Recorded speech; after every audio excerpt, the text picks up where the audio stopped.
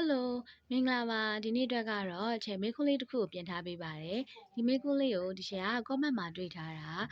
မေးခွန်းလေးကိုတွေ့လိုက်တော့ဒီမေးခွန်းလေးက grade 5ကလေးလေးတွေအားလုံးသိထားတဲ့မေးခွန်းကောင်းလေးတစ်ခုဖြစ်တာမို့ချေဗီဒီယိုဖိုင်လေးနဲ့ဖြည့်ပေးလိုက်မယ်နော်တုံညကဘာဖြစ်လို့ဂိမ်းသားရဲ့စတိုဂိမ်းဖြစ်တာလဲတဲ့သူ့ရဲ့အဖြေကိုချေတို့တူတူစဉ်းစားရအောင်အဖြေကိုတူတူမစဉ်းစားခင်မှာ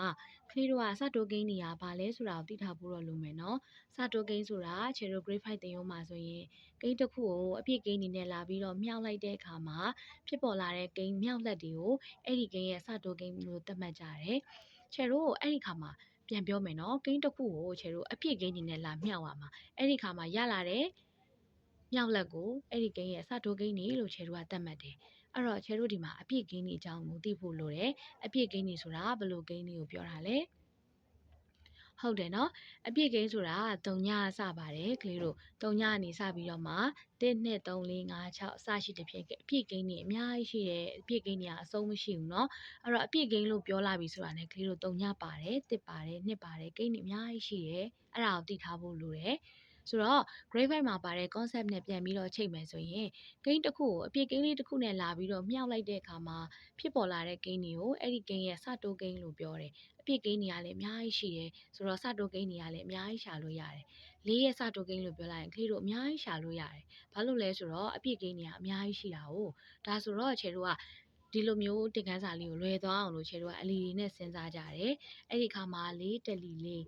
လေးကိုအပြည့်ဂိမ်းဖြစ်တဲ့တင်းနဲ့မြောက်တဲ့အခါမှာလေးရတယ်နောက်ပြီးသွားရင်ခြေတို့လေးနဲ့လီ8ဟောဒါဆိုရင်နောက်ထပ်လေးရဲ့စတိုဂိမ်း8ရလာပြီနောက်ပြီးသွားရင်ခြေတို့လေး3လီ7နဲ့အဲ့လိုနဲ့ခြေတို့စတိုဂိမ်းကြီးရှာကြတယ်ဒါပေမဲ့သူ့ရဲ့ concept အရာဆိုရင်အပြည့်ဂိမ်းနဲ့မြောက်တာလीနော်အပြည့်ဂိမ်းထဲမှာ3ညလည်းပါနေတာပေါ့ကလေးတို့ရဲ့ဒါကြောင့်ကလေးတို့က4ရက်စတိုဂိမ်းလို့ပြောရင်3ညကိုလည်းထည့်ပြီးတော့စဉ်းစားဖို့လိုတယ်ဘာလို့လဲဆိုတော့3ညက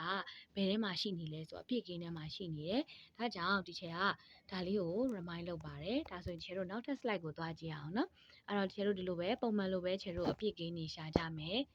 sorry စတိုဂိမ်းတွေရှာကြမယ်နော်စတိုဂိမ်းတွေရှာတဲ့အခါမှာလေးကိုအပြည့်ဂိမ်းတွေဖြစ်တဲ့တင်းနဲ့မြောက်တယ်နှစ်နဲ့မြောက်တယ်အဲ့တော့ချေခုနကပြောသလိုပဲ3ညကလည်းအပြည့်ဂိမ်းထဲမှာပါတယ်ဒါကြောင့်ချေတို့3ညကိုလည်းထည့်စဉ်းစားတဲ့အခါမှာ4 3ညလီ3ညဖြစ်သွားတယ်ဒါဆိုရင်3ညကိုနိုင်ကလည်း4ရဲ့စတိုဂိမ်းဖြစ်သွားတာပေါ့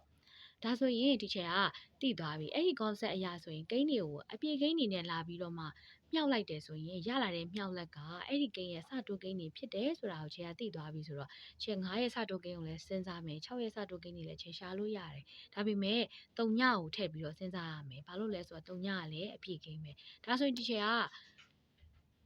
6ကို3ညနဲ့မြောက်ကြည့်လိုက်တော့6 3ညလီ3ညပြီးတော့ဒီမှာကြည့်ပါအောင်9ကို3ညလည်းမြောက်လိုက်ကြော9 3ညလီ3ညဆိုတော့